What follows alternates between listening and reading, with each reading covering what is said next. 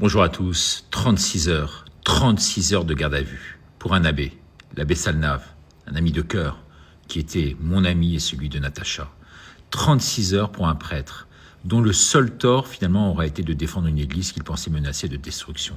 36 heures d'interrogatoire, de suspicion, d'humiliation publique. La garde à vue, pour l'avoir expérimentée, c'est une mesure grave. Elle n'est pas que symbolique. Elle ne doit pas être un outil de mise en scène comme elle l'a été avec lui.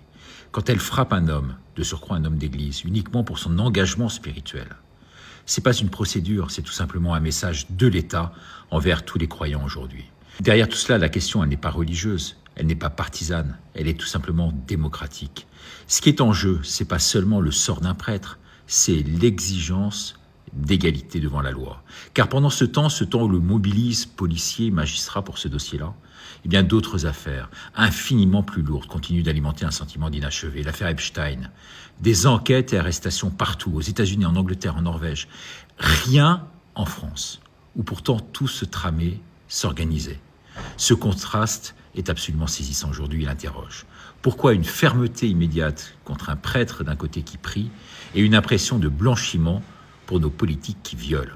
Pourquoi une démonstration d'autorité d'un côté et un silence si pesant de l'autre?